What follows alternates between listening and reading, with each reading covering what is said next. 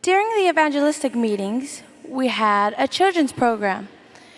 So we used Buried Treasure from It Is Written, which basically takes the adult lessons and simplifies it for the children. So when I heard about this, I was thrilled. And they had different things like arts and crafts, coloring pages, scripture songs, and a theme song. At first, you would think the theme song is kind of hard, but once you learned it, you could not get it out of your head. You know, you're singing in the shower, in the car, on the way to breakfast, everywhere. And as I mentioned, I was excited, but we were also very nervous because we didn't know if children would show up. It was a leap of faith. So, we were praying and hoping that they would come. And that first night, children did show up, and they kept showing up. And as we learned, as the days went on, we were so excited to teach, and they were so excited to be taught.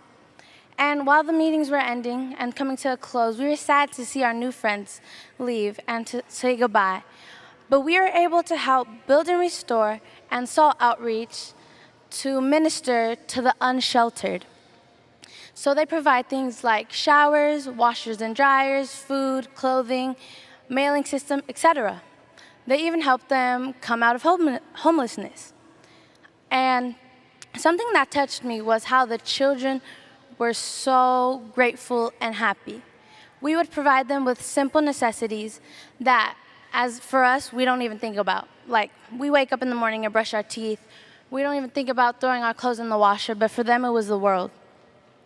And I was very thankful to have this experience and very grateful that my dream came true here while at YFJ. And I will definitely be coming next year. And now I would like to introduce you to my friend, Angelise. Thank you, Emily. So this year at YFJ, we did Bible studies. And when I first heard this, I was like, oh boy, what did I get myself into? Like, that's really scary. But we had lots of training and practice. And after the first night, I realized that it wasn't actually as scary as I thought it would be. And in fact, I actually started to enjoy doing it. And it's really fun getting to meet people and getting to know them and watching them learn and grow spiritually. I had a couple non-Adventists at my table, and one of them in particular was very eager and ready to learn. She asked lots of questions, and she seemed to accept all of the information that was given. And towards the end of the series, she had a surgery, so she couldn't come to the meetings anymore, but she still wanted to watch them. So she asked if it was live streamed, and I told her that it wasn't, but I told her that I would record the meetings and send them to her.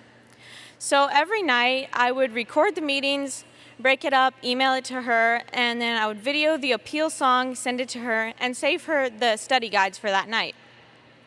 And she said that she really enjoyed watching or listening to the programs, and that she shared them with her daughter and her friend.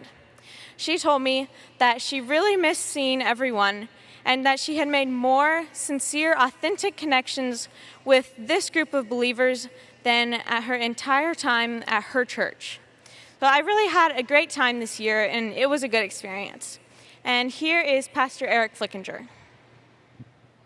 During the course of those 2 weeks of meetings, we had over 200 people from the community come through the doors of those meetings. They met the local church members, they met the Youth for Jesus team, and by God's grace, they met Jesus personally.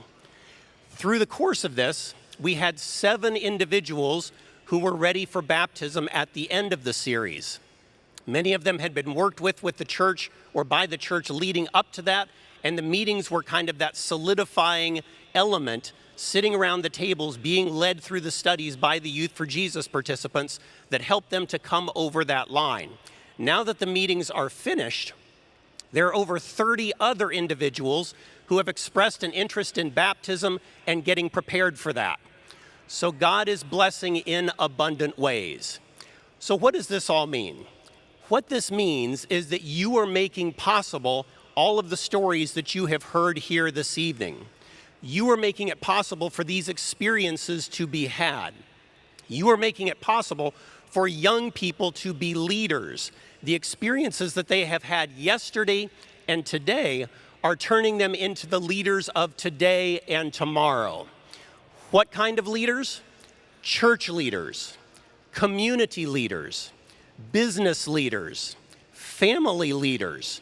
And each one of these young people is leading people by their example into a personal relationship with Jesus. So we want to thank you once again for your support of the Youth for Jesus program